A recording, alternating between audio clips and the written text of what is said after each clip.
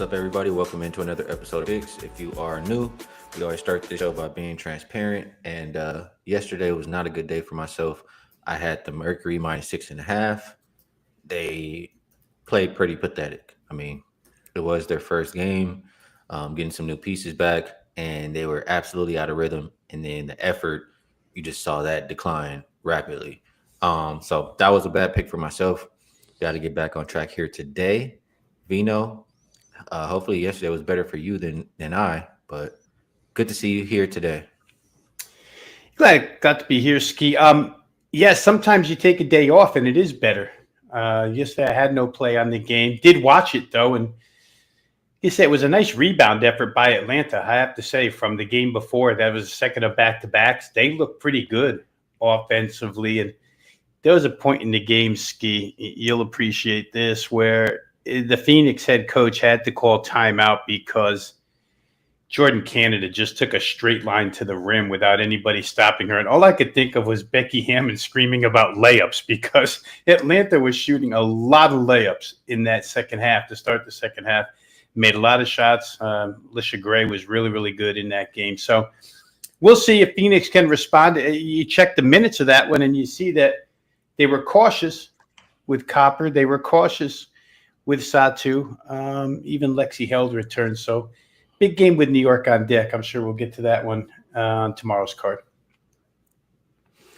All right, well, let's get to today. We have 3 games, a little bit more to look at than yesterday, and let's see if we can find some winners. First up, Sparks and Sun. Opened up -5 for the Sparks. They're 6-point favorites now.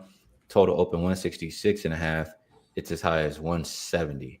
Um, Injury report here, and let's get this refreshed. We know Cameron Brink is out. Mabry looking like she could return today. She's actually listed as probable, so I'm expecting her out there. And then Marshall is the game time decision for Connecticut. These teams did play a little bit before the break there, Vino, and I'm pretty sure we got a Sun cover, and I think I was on that. And it was a nice, I mean, it was a battle between Bria Hartley and Rakia Jackson, especially, just getting after each other as far as talking to each other. Um, they don't like each other. I'll tell you that much. Rakia, I don't know if I can say what she said on this show, Vino, but she said it directly to Bria. They went back and forth on social media, and I think both of them really want to have a good game here today. So my first initial thought is probably more Rakia points, just because Bria, you got Marina Mabry coming back into the lineup. She's going to take some more of those shots, but maybe even just go with the market towards the full game over. And outside of that, you know how I say, Sparks laying points, not for my money. So I'm curious how you view this game. You looking at that total or the side? Yeah, I think you have to look at the total, Skee. Mabry coming back would be the only and was the only sort of hesitancy I had before I played this game. So I played it a little lighter just because of that. But I played this full game total, or excuse me, the first half total over 82 points in this one. Just to let you know here, from the LA side, they played 6 straight now where their offense has scored 40 or more first half. Let me just backtrack a second here, Skee, because we talked yesterday about the Sparks, or the day before about the Sparks, and how, Kelsey Plum said eventually we'll get it. Then they said they were getting it. And then I saw Derica Hamby with this quote where she said everybody's buying into the system right now. We talked about it in the beginning of the year that everyone's going to eat. And to me, there's a lot of offensive stars in that starting lineup, and maybe it took a while for everybody to realize that, yeah, 4 of us can score 20 plus in the same night, and they're playing really well right now offensively. And I think, as we said the other day, their identity is known at this point in time. They're there to outscore you. High-scoring games, we can get more than you can. We don't play a lot of defense. You talked about the previous game between these two, the most recent one. It was 92-88, scored 180 points total. So I wouldn't object to full game total, and may get to that myself as well. This may be a situation where I play half and full game. But the first half total seemed to stick out to me because, like I say, LA's played 6 straight offensively where they've scored 40 plus in the first half.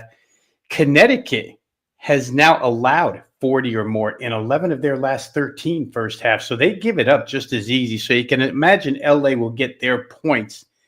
Connecticut, for what it's worth, offensively, 41 or more points scored by that team in 3 of their last 4 first halves. They've been shooting it. And I think I had another one here for you real quick. It came from Sanaya Rivers, who said, our record doesn't matter because I think we're really finding our identity. Everybody's tapping into their individual roles and we're playing together. We're having fun doing this. We're giving all these teams a run for their money. Like, these teams aren't walking over us anymore. We're not losing by 20. We're not losing by 15 anymore.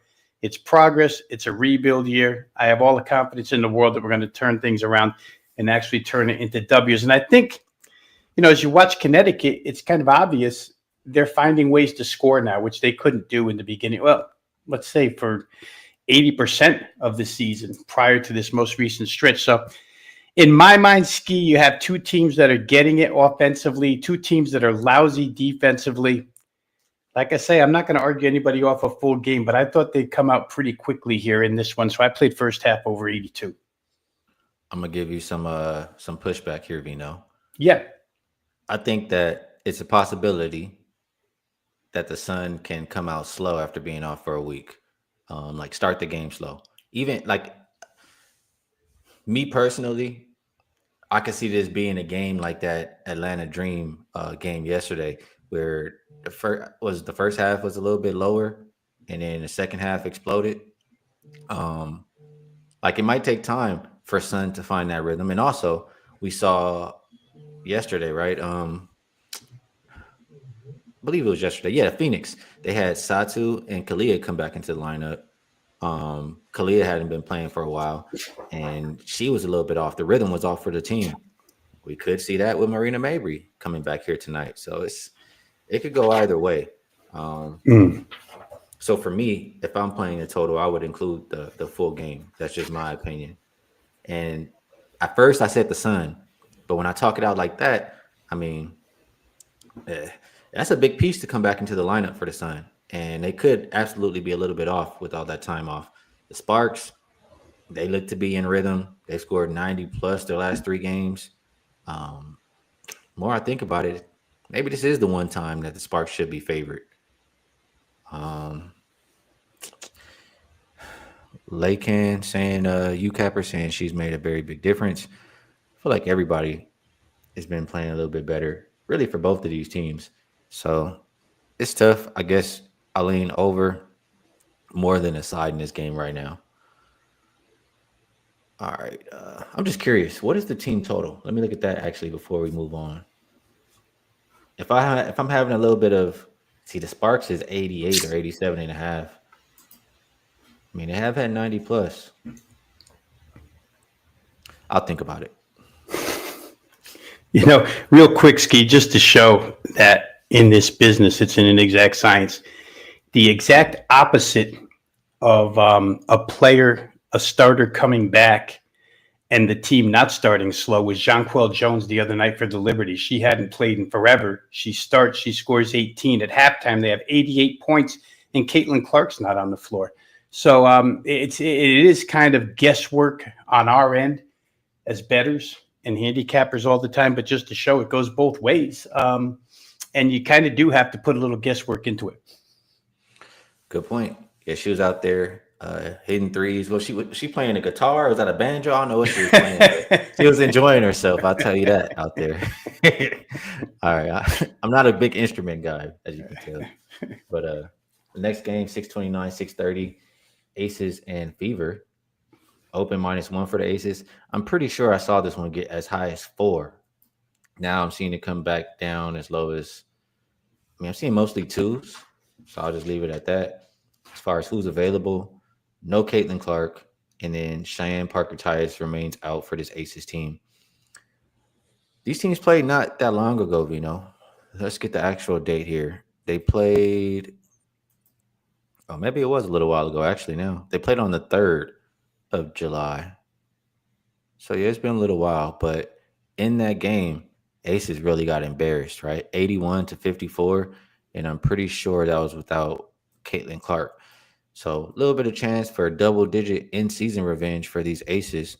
For the Fever, once again, without Caitlin Clark coming off of a pretty bad L versus the Liberty, but they have shown they can play well and compete without her. So this is tough. I mean, both teams, the Fever right at 500, 12-12. The Aces been fighting to get over 500. They're sitting at 12-11. Very meaningful game for both of these teams. I'm curious which way you're looking at it here, Vino. Yeah, generally, I'd be quick to pull the trigger on the over in this game. And the money has pushed it to 164.5. So I have no idea, other than gut feel, why I've why I don't have a ticket on this game yet, as far as over is concerned. A little bit leery of the price here. It's funny you pull out the 81-54 game, because that is the game where Becky Hammond went off about layups. I think that's a game Asia Wilson had 29 of the 54 points. Nobody played any defense for Las Vegas in that game. So they'll come ready to play in this one, as should Indiana. I mean, they played pretty well up until, let's say, the fourth quarter of that Liberty game the other night. I mean, Indiana led at halftime. They were in it most of the third, and then Liberty pulled away. So the Fever, as you mentioned, can play well without Caitlin Clark, but they are a little bit sporadic. I'll say that they've had a couple of games where she hasn't played, where the offense has going south. But for that to happen, you have to trust the Las Vegas defense. And I'm not sure that I still do trust Las Vegas defensively. They had a nice game the other night against Atlanta where they pulled away second half by playing some defense. But to see that on a game-to-game basis out of the Aces, we just haven't. The prior two, they had given up 86 to Dallas and 102 to Golden State. So maybe I should be playing this over 164.5, considering the fact that we don't believe a lot in the Indiana defense either. I do think that Indiana, the way that they get second chance points is difficult for the Aces here. So, well, there we go. Why we can't read the chat. So I would think that there's a lean here from myself toward this full game getting over the total. Just don't have a lot of faith in either defense here. But the number kind of scares me. You're asking for an 83-82 game. Not impossible, but I'll still think about it. I can't stop laughing at that. I'm sorry, Veno. I wasn't trying to. That's all right. Her. You know the chat is funny over here. They don't miss anything. Man, this game is pretty tough. People in the chat say revenge is the edge here. I get it. Who do I think is the better team right now? I mean, my problem here is I don't think Jackie Young is really healthy. Like, she's playing, but I still think she's really banged up, and I don't like that. I'd probably just pivot back to the same thing I did last time, and I'm trying to look for it. Her assists are juice now, minus 160, but Ari McDonald, I mean, every game without Caitlin Clark, she's getting there. She's going to distribute. Ace's defense hasn't been great. I think that would be my preferred bet in this game. I'd probably just line shop around, see what's the best number I can get, but that seems like the surest thing for me, at least in this game. All right. Last but not least, and I thought I had it already, so we'll just go. Oh, there we go. Storm and Sky. So this one, we've seen a lot of movement. Opened up -6 for Seattle, as high as 10, as high as 11, actually. So make sure you line shop depending on what you like. Total open 161.5 and is down as low as 154.5. Injuries definitely matter in this game for Seattle. There is nobody on the injury report. They were dirty last time though, Veno. They waited until about an hour before tip-off and said Skylar Diggins is not going to play. But as of now, nobody on the injury report. For Chicago, Onyenwere, Atkins, both out. Angel Reese was not seen at shoot-around today. She's listed as questionable. And then looks like Markeisha Davis is still questionable as well. So Sky could be very short-handed here. I mean, already missing a guard, to help play make. Missing Angel Reese, we know how much not missing yet, but could miss Angel Reese. And we know how much she means to this team. And the Storm should be pretty pissed off after losing their last game. And I'm not surprised, honestly. Without Skylar, I mean, she means everything to this team. She's the heartbeat of the Storm. I think it's a chance for them to have a huge bounce back. And the Sky right now, I feel like they were playing so good for a stretch before the All-Star break. And the coach was like on them, telling them, we got to keep this going. You know, we're playing well. It's not a one-time thing. We can do this every night, blah, blah, blah, blah, blah. Everybody's buying in. And then in that last game, I didn't like that. That's probably why Angel Reese doesn't want to play today, or is not going to play, or it's looking like she's not playing. But he left her out there when she was tired and asking to come out. And I don't know. I just don't – I feel like the vibes are off over there in Chicago. So I think Storm beat down. Total, I don't really have an opinion. It's moved a lot. Both side and total have moved a lot. What do you think here, Veno? Well, right before the break, we saw the Chicago Sky in that afternoon game, their final game before the break, without Angel Reese and without Ariel Atkins. They were on their home floor against Atlanta. They scored 49 points. Nobody even scored 10 points for that team, Chicago, in that game. It immediately makes me look toward under. Of course, the under is down to 155.5 as we currently speak. 161.5 was the opener. And it's hard to it shouldn't be hard, but it's hard to get to the under without knowing if Skylar Diggins is going to be on the floor now. Because if she is on the floor, Skee, it could be a big offensive night for them. However, we talked the other day about how Erica Wheeler and the whole team seems to just be focusing on defense. That cash the other night against Dallas, a high-scoring team, they played great defense again, even without Skylar Diggins, until the second half, and they couldn't score. So to me, it looks a lot like an under in this game. Maybe Skylar sits out because Angel Reese could be out, but we won't know that till later. 155.5 that's a lot of mountain to climb here because Seattle could win this game with 70 points. And if they win it with 70 points, there's no way this is getting close to going over. So for me, I think the best way to look at this is under 155.5. Like I say, the Chicago Sky only scored 49, and they look lost in that day game without Ariel Atkins and without Angel Reese. Both, Angel's become really the facilitator of that team. And the guards aren't that good on that squad. I mean, Courtney Vandersloot's been gone forever, but they needed to find a playmaker at that time. They really hadn't. That's why they turned the ball over to Angel Reese. Without her, I'm not so sure they get to, 60. Maybe we want to look at Chicago team total under the way Seattle's been playing or talking about playing defense. Yeah, their team total tonight, I believe, is 72.5. Seattle has their last game they gave up 87 to Dallas, but before that, going into the break, 58 to Golden State, 74 for Washington, 65 for Connecticut.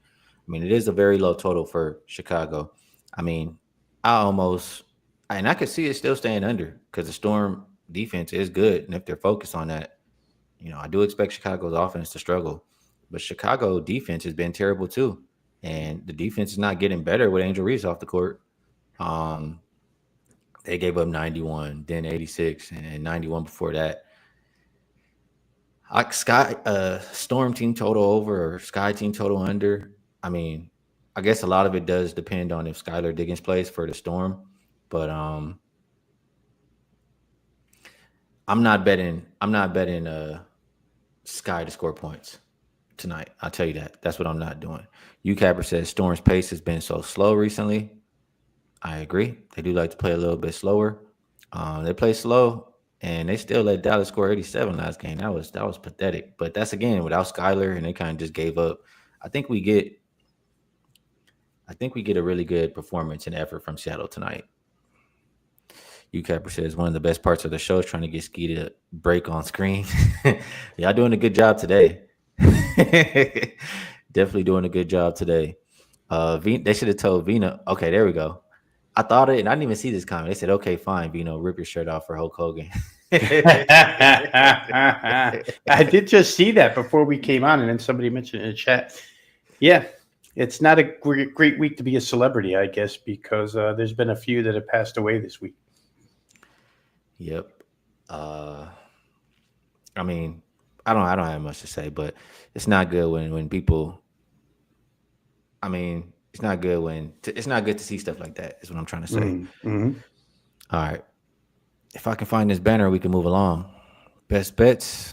And actually, I guess I did a little bit too fast there. We're supposed to throw this up there, Veno. Oh, there we go. But they call it a Power Duo Special. So you can get both of our WNBA seasons at a discounted rate. And you can get it comes out to, I think it says $3 a day there. It's pretty much what the deal is. I have started the second half of the season 3-1. I lost yesterday, but looking to bounce back pretty big today.